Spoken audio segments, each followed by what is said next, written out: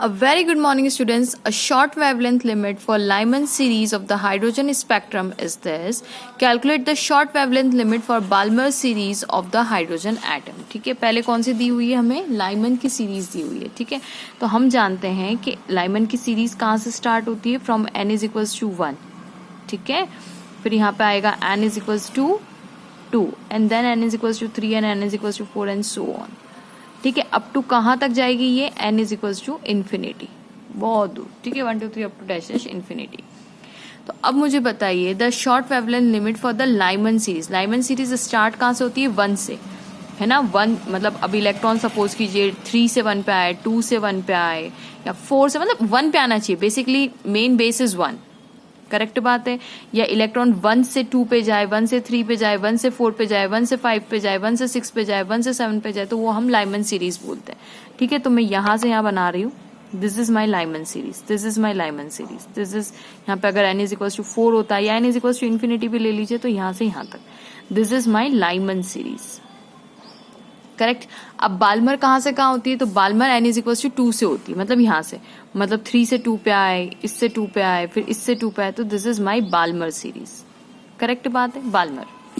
अब वो बोल रहे शॉर्ट वेवलेंथ लिमिट. अभी शॉर्ट वेवलेंथ का मतलब ये होता है कि जब आपका इलेक्ट्रॉन n इक्वल्स टू 1, जैसे फॉर लाइमन की बात करें तो n1 यानी 1 होगा, बट n2 क्या होगा? इन्फिनिटी. ठीक है, यानी n1 से n इन्फिनिटी की बात करें, इसको बोलेंगे हम शॉर्ट वेवलेंथ. शॉर्ट वेवलेंथ बोलेंगे, शॉर्ट वेवलेंथ. ठीक है, short wavelength, but energy is very large. Energy large. देखिए यहाँ से इलेक्ट्रॉन को अगर आपको, जैसे फॉर एग्जांपल हाइड्रोजन एटम की, हम ये हाइड्रोजन एटम कहीं ना, तो हाइड्रोजन एटम की बात करें तो आपको ये कितनी होती है? -13.6 EV होती है. करेक्ट. यानी आपको इतनी एनर्जी तो मिनिमम देनी पड़ेगी ताकि इलेक्ट्रॉन यहाँ से उठ के मतलब इस शेल को छोड़ के बाहर हो जाए, तब हम उसको क्या बोलते हैं? हाइड्रोजन पॉजिटिव बोलते हैं. यानी ये क्या हो गया? आपका आयनाइज हो गया. ठीक है, इलेक्ट्रॉन जो वो शेल को छोड़ के जा चुका है, वो आयनाइज हो चुका है. इसका मतलब ये हुआ. तो इसको हम अब एनर्जी काफी ज्यादा देनी पड़ेगी ना आपको, इतनी एनर्जी. अब आप सोचिए इन दोनों के बीच की एनर्जी गैप कम होगा कि नहीं होगा? बजाय n इज इक्वल टू 1 से n is equal to infinity.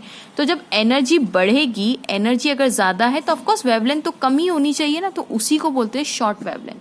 तो शॉर्ट वेवलेंथ का मतलब होता है फॉर लाइमन के लिए n इज इक्वल टू 1 से और n2 इन्फिनिटी हो जाएगा. समझ गए.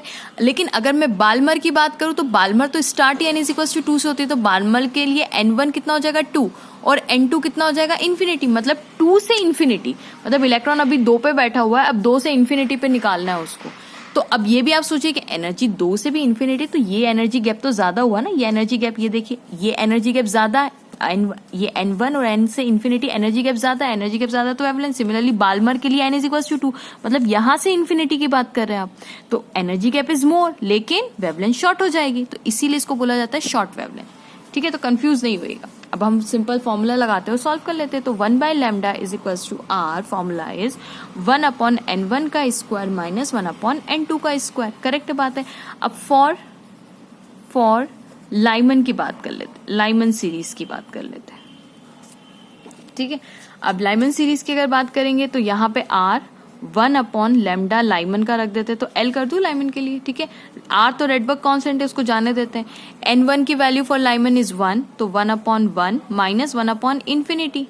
हाँ, स्क्वायर कर देंगे, क्या फर्क पड़ता है. तो 1/इन्फिनिटी इज 0, तो हमारे पास 1/λ कितना आ गया? λ इज इक्वल्स टू r आ गया खाली. करेक्ट बात है. ठीक है, अब ये हमारे पास विच इम्प्लाइज दिस, तो ये हमारे पास एक इक्वेशन आ गई. ठीक है, अब फॉर बाल्मर की बात कर लेती हूँ मैं यहाँ पे. For Balmer series, for Balmer series n1 कितना हो जाएगा? 2 एंड n2 कितना हो जाएगा? इन्फिनिटी. Again same formula. तो बाल्मर के लिए मैं b लिख देती हूँ यहाँ पे, रेडबर्ग कांस्टेंट 1/2 का स्क्वायर माइनस 1/इन्फिनिटी का स्क्वायर. ठीक है, सेम फॉर्मूला में रख दिया मैंने, इसी फॉर्मूला के अंदर. तो ये कितना हो जाएगा? 1/λb is equals to r by 4. 2 2 4 हो गया. करेक्ट बात है. अब वो क्या बोल रहे हैं? वो बोल रहे हैं मुझसे calculate the short wavelength limit for the Balmer, मतलब मुझे λb निकालना है. तो λb यहाँ पे कैसे आ सकता है? तो λb इज इक्वल्स टू, ये λb यहाँ चला गया, 4 ऊपर चला गया, तो 4/r. ठीक है, ये λb आ गया मेरा, ये निकालना है. अब यहाँ पे देख लीजिए आप, यहाँ पे आप देखेंगे तो लैम्डा एल की वैल्यू कितनी आ जाएगी, तो lambda L is equals to R के बराबर, सॉरी 1/r के बराबर हो जाएगा। यहाँ पे नहीं करती, यहाँ पे कर देती हूँ। ये लैम्डा एल इधर भेज दीजिए, तो lambda L is equals to 1/r हो जाएगा कि नहीं हो जाएगा। यहाँ से लैम्डा एल इधर, आर इधर, करेक्ट है। तो इसका मतलब हमारे पास 1/r is equals to lambda L. अब आप कहेंगे मैम यहाँ पे रेडबर्ग का कॉन्स्टेंट रख देते तो हमारे पास आंसर पर वो बहुत बड़ा है, आपके पास इतना टाइम नहीं है, ठीक है, सॉल्व करने के लिए, इसीलिए तो उन्होंने लैम्डा एल की वैल्यू दे के रखी है, करेक्ट। तो हम उसी का ही फायदा उठाते हैं। तो lambda B is equals to 4 into 1/r होगा कि नहीं होगा, 1/r।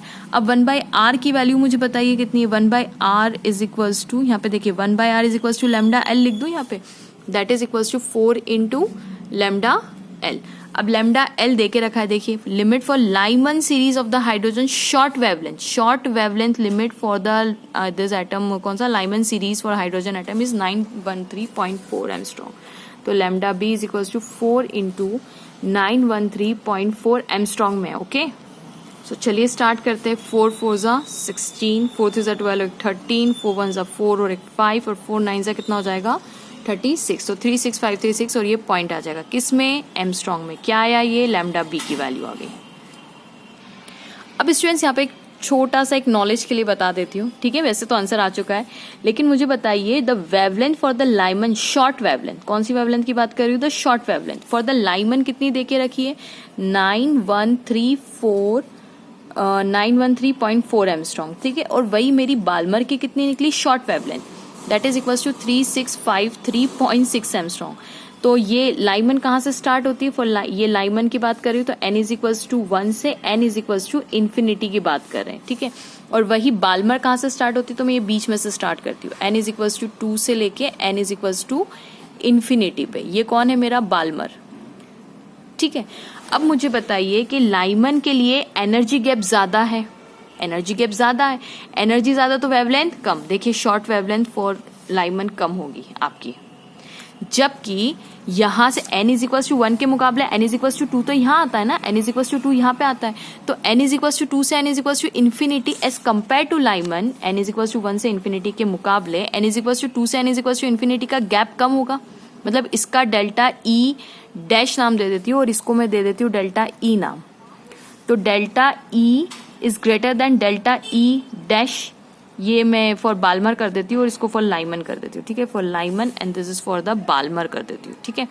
तो आप देख सकते हैं अगर ये ज्यादा है तो इसका मतलब वेवलेंथ जो होगी वो कम होगी और इसकी वेवलेंथ क्या होगी, ज्यादा होगी। किसकी, बाल्मर की। बाल्मर की वेवलेंथ ज्यादा, तो देखिए हमारी ज्यादा ही निकली है as compare to this, hence proved, ठीक है। हो सकता है अब कुछ और बना के क्वेश्चन पूछेंगे तो इसलिए मैंने समझा दिया। सो स्टूडेंट्स होप आपको वीडियो पसंद आया होगा, समझ में आया होगा। प्लीज शेयर खूब शेयर करिएगा, subscribe, like and please support the channel. Thank you so much for watching.